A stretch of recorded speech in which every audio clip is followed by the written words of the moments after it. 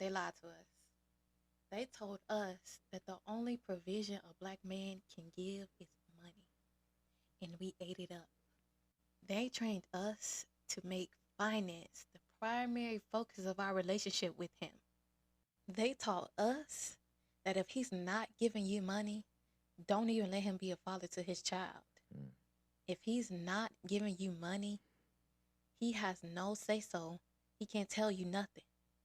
If he's not giving you money, he can't make the rules in the house because who's ever making the money makes the rules.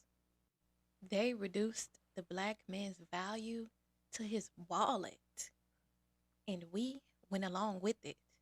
And now we can't even see the priceless value that he brings that has nothing to do with the paycheck.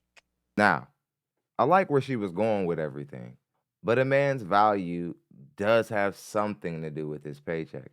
I like these sisters who are attempting to assist men in these conversations and to put women in their place because we need more of it. When men do it, of course, it doesn't come off as well in society.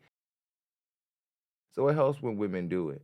But I think that if we get too righteous, then we lower our standards so much to where they might not even be standards at all. Because I've seen women who try to love a man who isn't interested in earning money whatsoever, and he's interested in loving her, but for whatever reason, it's never a healthy situation because he never ever intends on getting off of his ass and getting his finances together. So I like where she's going, but we're starting to see this new thing where they try to act like they don't care about what a man makes to rid themselves of ridicule or to avoid ridicule.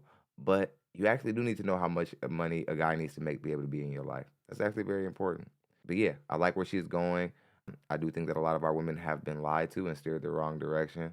I'd be lying to say I don't agree with her. Let's see where else she's going. Real man brings more than just money. He brings direction. He brings guidance. He brings leadership. He brings protection. But if all you're looking for is cash, you'll miss all of that. We've also seen women reducing us to a vacation. We've seen women reducing us to a trip, reducing us to an experience or just rent being paid itself. Or we have women saying that you have to pay them to talk to them now and all this other stuff like that. When all it says is that you don't value men for what men have been valued for historically. And a lot of those things are what this woman just listed off, that just having a man in the presence of a man was such a valuable thing back in the day. And I can't believe it's gone extinct. Like when you look at the way women behave towards men now, it would just blow your mind if you just went in a time machine and went back to the 80s and saw how appreciated men were just in the 80s. And that was not that long ago either. And just in the 80s, just a man having a job meant something. Just a man being around meant something. Now you have to be a top 10% man, visible to everyone in the world, drive a McLaren, have a six pack, be tall, dark, and handsome, so on and so forth. Let's get back into it. Some of y'all would rather have a rich man who's useless in every other area than a man that could actually lead you and build with you. And that's why our homes are broken. The older I get, the more I realize how undesirable it is to hang out with women who do not have hobbies. They don't do YouTube, they don't do Bible study, they don't hike, they don't do anything. They are just so male-centered. Everything about them, everything that surrounds them, everything that they are attached to is so male-centered. Everything, the entire conversation comes back to their boyfriend, their husband. Everything comes back to a man that they are dating. And it's so exhausting to be friends with people like that because you could really just be telling them about your day and they will bring up their husband, their boyfriend, etc. in some capacity. Everything that they have going on is about a man. Even when they're asking for advice about their boyfriend or their man or whatever, they will pose it in a way that they're asking for advice, but they're really not asking for advice. They just want a way to talk about their what they have going on. And it's just like they don't have anything else going on but. Okay, I can already see what their issue is with this clip. This is what happens when women who are approaching the danger zone, probably the age 29 to 30, You women, when you guys start getting to that point where you know the clock is ticking and you wasted too much time in the dating market, now all of a sudden you get super duper sensitive to the touch about everyone else who's doing well in a relationship and who's happy in their relationship. And you try to mask it as, oh, I don't want to hear about your boyfriend all the time. I don't always want to hear about your relationship. But really, deep, deep down inside, you're envious. They took men serious. You didn't. And now look at your circumstance. Let's get back into it. This person, everything about them is rooted in competition, whether they're aware of it or whether they're not aware of it. I had a girl tell me last year, like, my check engine.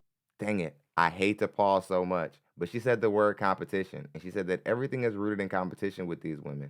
Well, maybe that's the reason why these women have a man, is because they're competing in the dating market. And you just look at the dating market as, well, to each his own. If I get a man, I get a man. If I don't, I don't.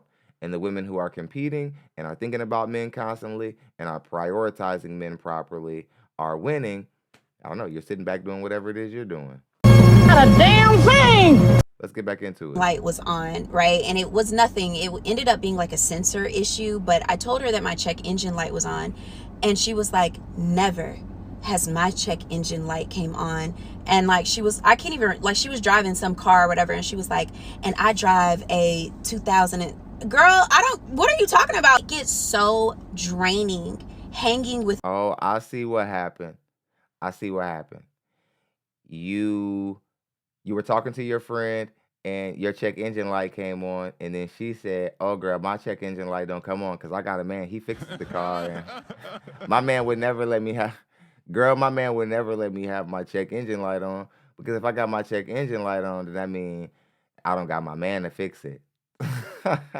I'm here to say this.